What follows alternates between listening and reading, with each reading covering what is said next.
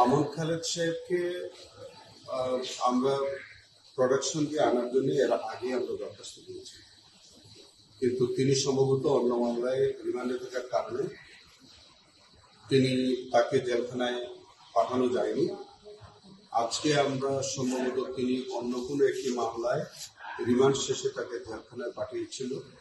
Jail কর্তৃপক্ষ আজকে আমাদের পূর্বের আদেশের পরিপ্রেক্ষিতে আজকে আমাদের ট্রাইব্যুনালকে হাজির করেছে। এই আদেশটি আগেই ছিল যে জেল কর্তৃপক্ষকে আদেশ দেওয়া ছিল যে তাকে ট্রাইব্যুনালে হাজির করার জন্য। আমরা যে মামলায় যে অভিযোগে তাকে আমরা আবেদন করেছিলাম প্রোডাকশন দেওয়ার জন্য এবং সন্নিবেশ করার জন্য, সেটা হচ্ছে যে শেখ হাসিনা আমলে যে গুম হয়েছে, আইন হয়েছে এবং বিভিন্ন মানবতা বিরোধী অপরাধ যেগুলো হয়েছে সেগুলোর সাথে আমাদের কাছে তথ্য আছে যে তিনি এই অনেকগুলো ঘটনার সাথে জড়িত। তো সেই কারণে যেখানে মানবতা বিরোধী অপরাধ সংঘটিত হয়েছে সেই বিষয়ে আমাদের এই ট্রাইব্যুনালের একটি মুক্ত বিধায় আমরা তাদেরকে আমাদের তদন্ত সংস্থা তাকে জিজ্ঞাসাবাদের প্রয়োজন। সেই কারণে আমরা আমাদের এই ট্রাইব্যুনালের অভিযোগে তাকে সন্নিবেশ করার আবেদন ছিল, আর তাকে আমরা পরপর 2 দিন। সময়ের সাথে সাথে দেখা দেয় নিত্য নতুন প্রয়োজন। রেডি থাকতে হয় প্রতি মুহূর্ত। তাই এলো ইনোভার, যেন আপনি লাইফে থাকেন রেডি প্রতিদিন।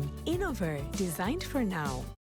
জিজ্ঞাসাবাদের জন্য আমাদের একটা আবেদন ছিল আজকে। ট্রাইব্যুনাল 2টি আবেদনই মঞ্জুর করেছেন। তিনি এখন আমাদের ট্রাইব্যুনালের এখতিয়ারে, অর্থাৎ তদন্ত সংস্থার এখতিয়ার অধীন তিনি গ্রেফতার হয়েছেন, আমাদের আওতাধীন আছেন। তাকে আমাদের তদন্ত সংস্থা আজকে এখন রিমান্ডে নিচ্ছে।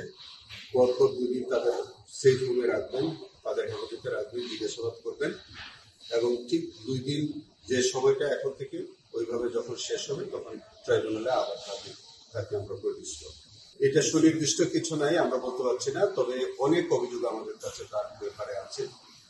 তিনি সেফ রুমে মানুষকে অত্যাচার করার অভিযোগ আছে, গুম করার অভিযোগ আছে, আয়নাঘর তৈরির মহান কারিগর তার বিরুদ্ধে তার অভিযোগ আছে, আরো রাষ্ট্রের অনেক মানবতা বিরোধী অপরাধ করার অভিযোগ তার বিরুদ্ধে।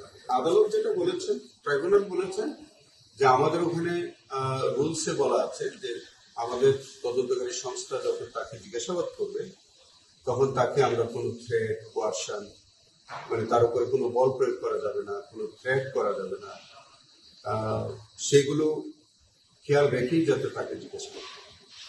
সেটা আমাদের প্রচলিত আইনেও আছে, আর আমাদের ট্রাইব্যুনালের রুলসেও আছে যে তাকে সতর্কতার সাথে জিজ্ঞাসাবাদ করতে হবে যাতে তার উপরে কোনো বল প্রয়োগ না হয়, তার উপরে যাতে কোনো থ্রেট, ভয়ভীতি বিষয় যাতে দেখানো না হয়। ওইভাবে আমরা তাকে জিজ্ঞাসাবাদ করব এবং জিজ্ঞাসাবাদ শেষে তাকে যত সময় আমরা ট্রাইব্যুনালে হাজির করব। পরবর্তী এটা একটা রুটিন ডেট 19 তারিখে, কিন্তু আমরা পরপর যেহেতু 2 দিন আমাদের হেফাজতে থাকবে, তো 2 দিন এটা 19 তারিখের আগেও হয়ে যেতে পারে, 2 দিনের আগেই হবে। অর্থাৎ আমরা 2 দিনের সেফ হোমে রাখার আদেশ পেয়েছি। সেই 2 দিন যখন যে মুহূর্তে শেষ হবে তার আগেই ট্রাইব্যুনালে হাজির করা হবে। আর যে ডেট যেটা বলেছে এটা রুটিন ডেট, ওইটা নর্মালি একটা ডেট থাকলো এবং আমরা 2 দিন জিজ্ঞাসাবাদ যখন শেষ হবে তখনই আমরা